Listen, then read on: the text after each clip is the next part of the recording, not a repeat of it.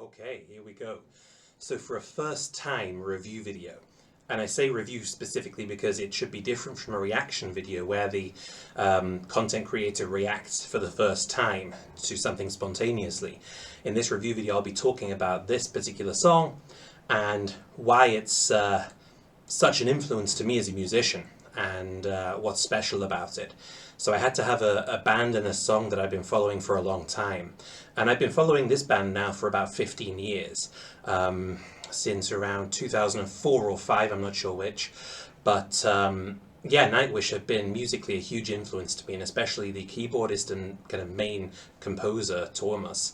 I've been following his work for a really long time now as a keyboardist, but also as a songwriter. So he's known in metal scenes as like the metal Mozart, and for good reason, because he composes entire orchestral scores for symphonic metal songs. And this is a really good example of that because it's a song called Ghost Love Score. It's a 10-minute long song, and it includes an entire orchestral sequence underneath this symphonic metal song.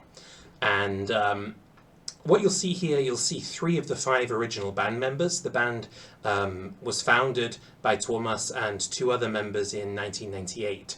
And this performance is from 2012. So Thomas is still in the band, the guitarist Empu is still in the band, and the drummer Jukka is still in the band. Jukka has since left due to health problems, but he's still very close to the band. And what you'll see in this video is the band's 3rd vocalist, Floor Jansen. So you won't see the original vocalist for this song. That was a Finnish vocalist called Tarja Turunen, and she left the band in 2005. So you'll see the current vocalist of Nightwish, and you'll see the just about current bassist Marko Hittala. He was also the band's 2nd vocalist until just now, actually. He just quit the band a couple of weeks ago. So that's a bit too fresh still. And this performance is from 2012 in Buenos Aires. Pretty much every other reactor on YouTube does the Wacken open air performance, but I figured since everybody already does that, I'd do something different, and that's because this performance particularly is the one that basically put tears in my eyes the first time I heard it, and that's really rare for me, so I wanted to take this one. So here we go, let's try it out. Ghost Love Score in 2012 in Buenos Aires. Let's do this.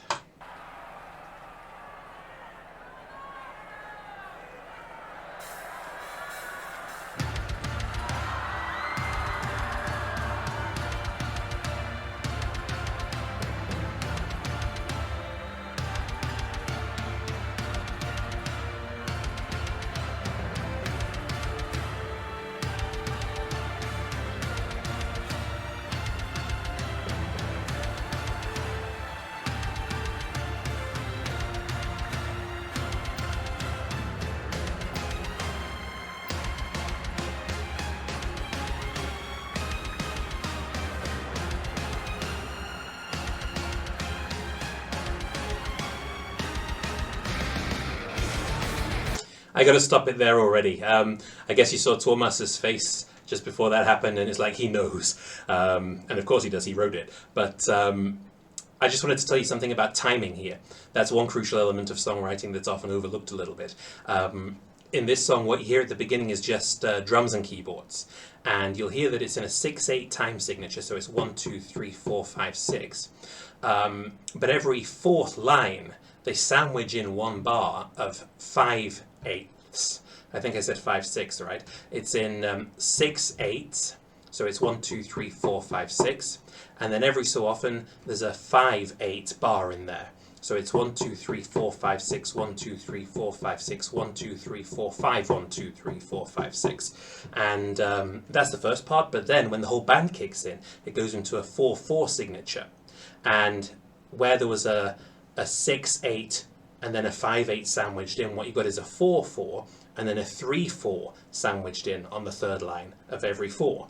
So you've got changes in time signatures, but you've also got this kind of odd bar out in the 3rd line of each quartet of lines. So if you're kind of feeling that the song is moving along when you wouldn't expect to be, that's why. Okay, I'll rewind that a little bit just so you see that.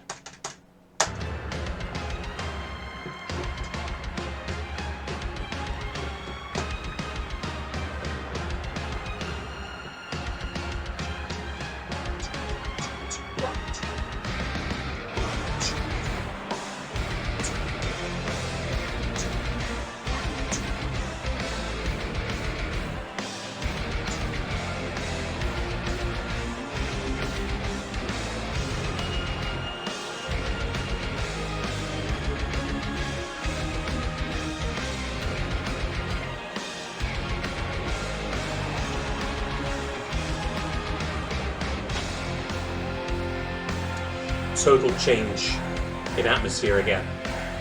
Still 4/4.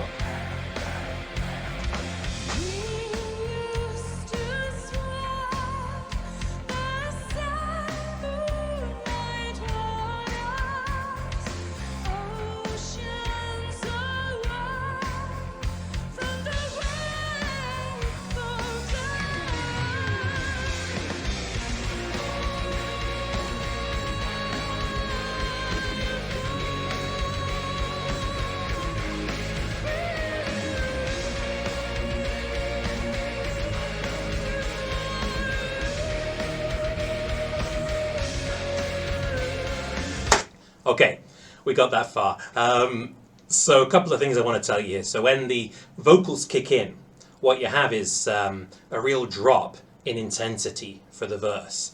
And what you'll hear there is just drum and bass and floors vocals. So you've got really high-pitched neutral register vocals. So not really pushing it, but still really impactful because you contrast that with the low bass, which is quite impactful because he's playing with a pick. And it's allowed to breathe. And I'm not the first person to mention this by any means, but what you see in the verse is what often people call kind of the Nightwish,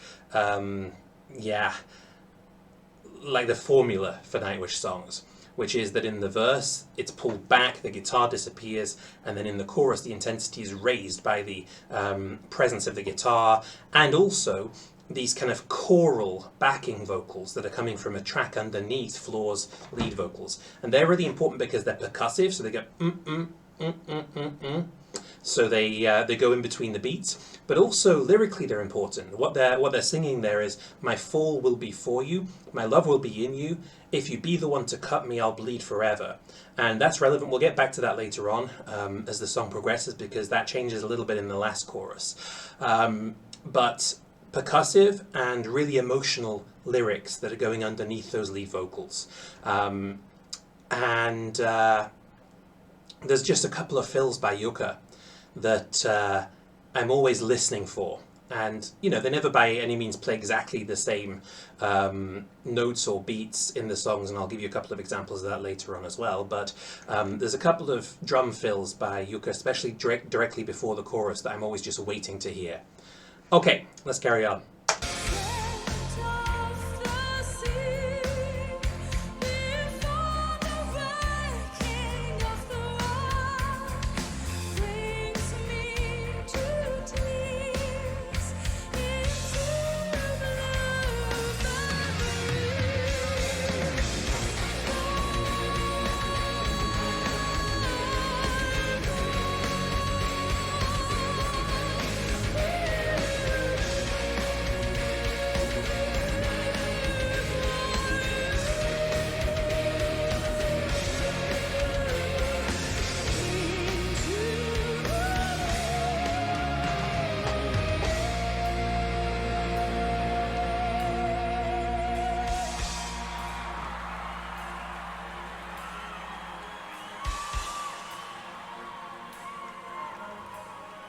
So what you're hearing here, we've had quite a kind of traditional structure for the song. We've had verse, chorus, and now we've come into this really quiet passage where, again, there's just drums and keyboards at the moment. You'll hear some vocals, and you'll hear more as well, but the mood's changed, the intensity's dropped. Okay, so this middle part, here we go.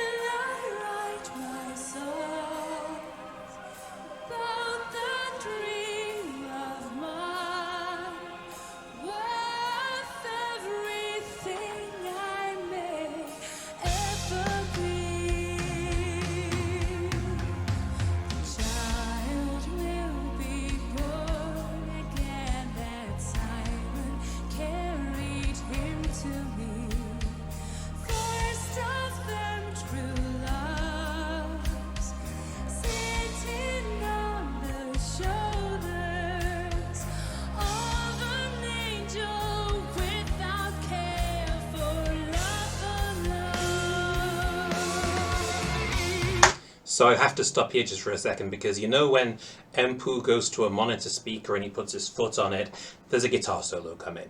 Definitely. So what I wanted to mention here with this part is just one thing. You've got keyboards, you've got drums, and you've got vocals, and then suddenly a bass note comes in. And you really hear that bass note then when it joins in, because there's space for it.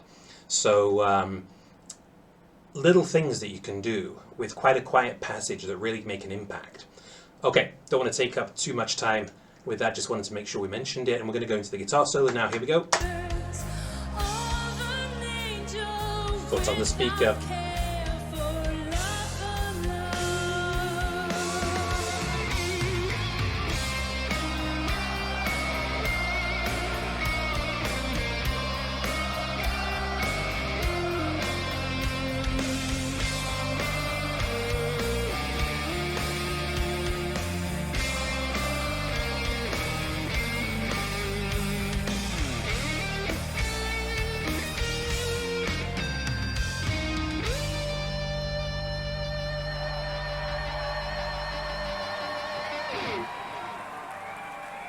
So I'll talk a little bit over this part so we don't keep stopping too often. In that guitar solo, the first thing you hear is that the whole crowd's singing along with them, which is just amazing. You see the emotion there, right? And what I also noticed there's some kind of notes that the keyboards aren't playing, or that Thomas isn't playing on the keyboards, that he does occasionally as filler notes in other versions of this song, other live versions from earlier on. So he does change it up a bit every so often. And what we have now is this really atmospheric orchestral part.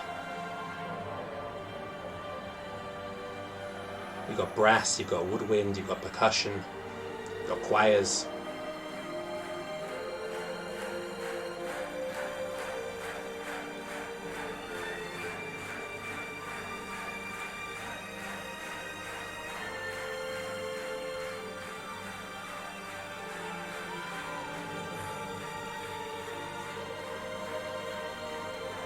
It's like the calm before the storm. Bottles of water for the audience. It's hot. Looking after the fans.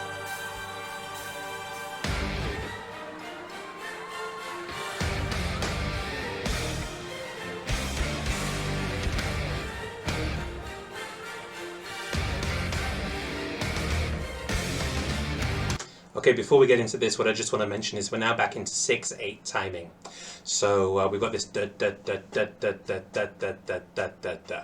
That's the 6/8 timings that we've just kind of gone back into. That's one advantage of having this really quiet part that doesn't really have as much of a time signature with rhythm or percussion or whatever. It gives you the chance to make that switch without it becoming too obvious. Okay, here we go. It's going to get louder.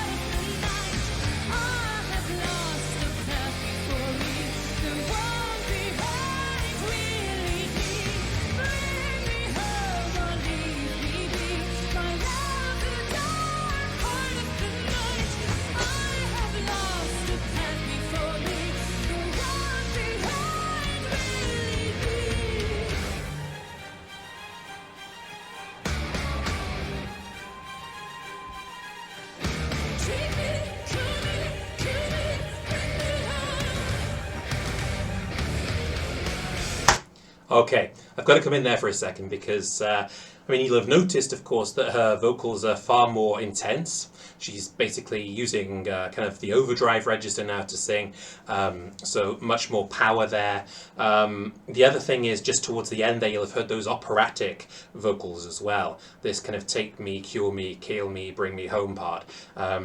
Much more operatic, much higher, much more kind of curbing in there as well. So very, very versatile vocals from Floor. Okay.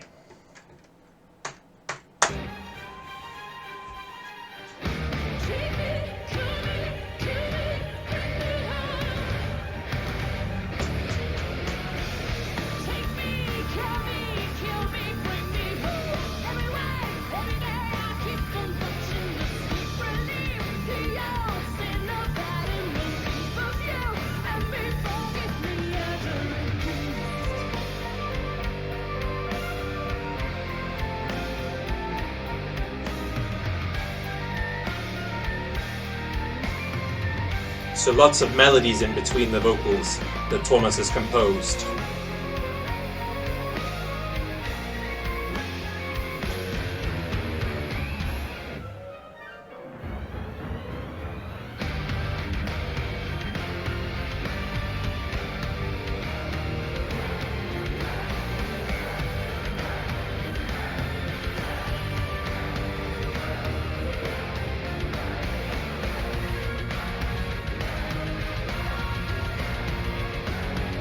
So much happening musically as well, this score underneath the rock.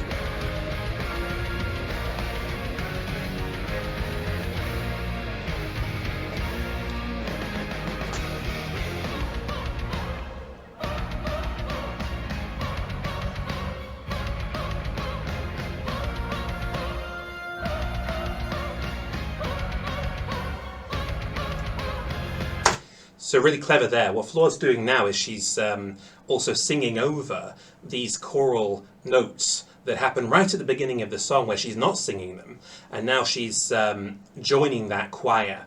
So that really puts kind of an emphasis on those notes. Okay, lovely little fill from Yuka coming up as well into the next part. And what I want to mention here also, by the way, Floor hadn't even joined the band at this point. She was a stand-in vocalist because the vocalist before her dropped out in the middle of the tour, and she came along and joined them at short notice. She's pretty much just like learnt this song a couple of weeks before she does this performance. So amazing. And you know, this shows that the band is still gelling a little bit, but you wouldn't know it if you're watching this for the first time. Okay.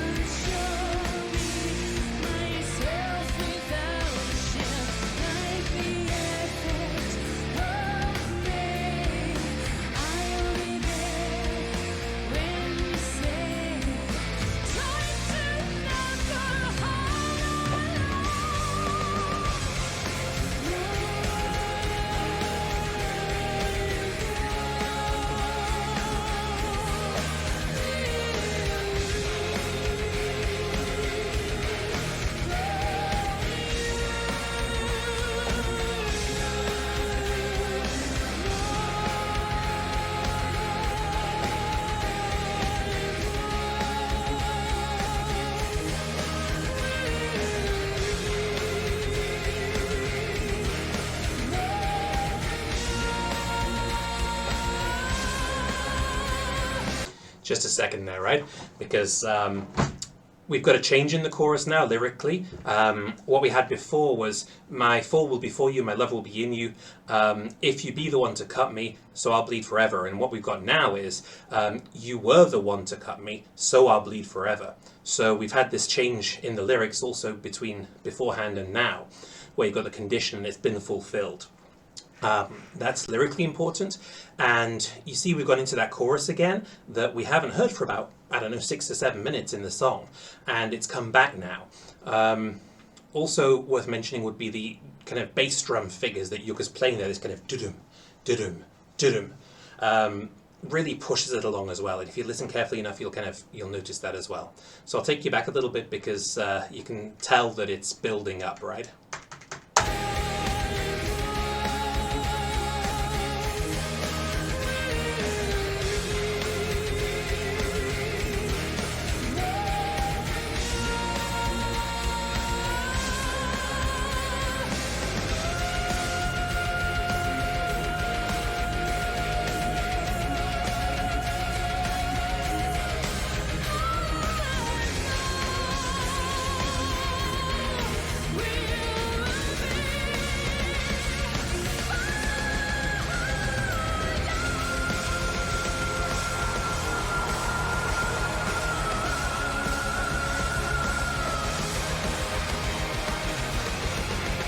Okay, I got to stop there because what you've just heard, if you haven't heard this before, and what might have happened if you were just kind of taking that in for the first time, people often call that the floorgasm, where Floor kind of pulls out these really big notes belts them out, and that's what brought tears to my eyes a few years ago, I can tell you. What you heard in that chorus, and I'll take you back again to make sure you hear it. She firstly goes up into a head voice, kind of goes up really high with this kind of whoo sound, and turns it back around into a huge belt in that kind of high note there. And one of my favorite things about this video is Empu, the guitarist, his face after she does that. It's not the first time he's heard it, but he knows. And he knows that the audience has gone mad for it. And yeah, he just loves it. You can just see it in his face. So kind of that's what I'm here for in this video. Here we go.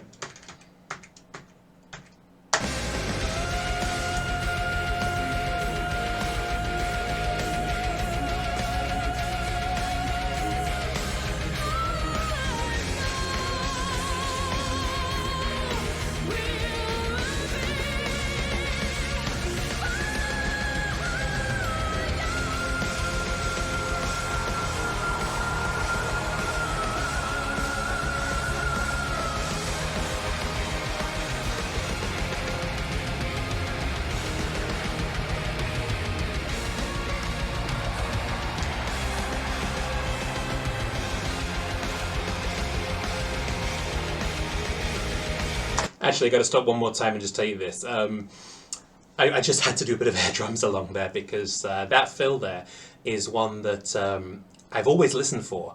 And now that we have a new drummer in Nightwish, because Yuka had to step down because of health problems, the new drummer, Kai, he's absolutely amazing. He's an absolute machine on the drums. But he doesn't play that little fill.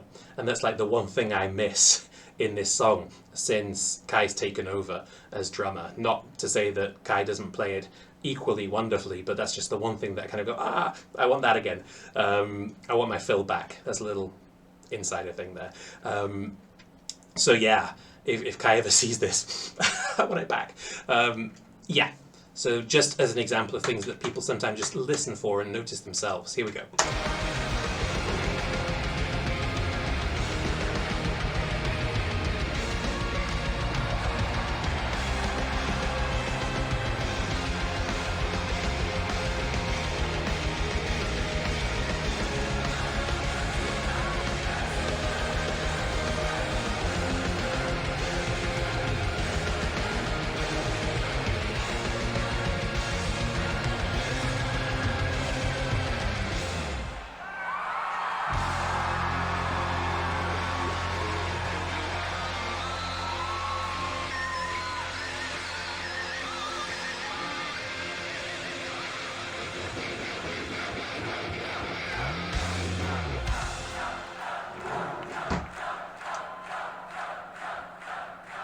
And there you hear, you know, that they're chanting floor, floor, floor. Yeah. So you noticed, I guess, that kind of break at the end. There was just that kind of silence for a couple of seconds before the last first beat came in there with a kind of what we call like a, I don't know, like a trash ending kind of thing. Yeah, from beginning to end, 10.5 minutes of wonderfully composed metal music, integrating rock instruments with an orchestra, with a choir, and a new vocalist who's just finding her feet in the band and isn't even a member yet.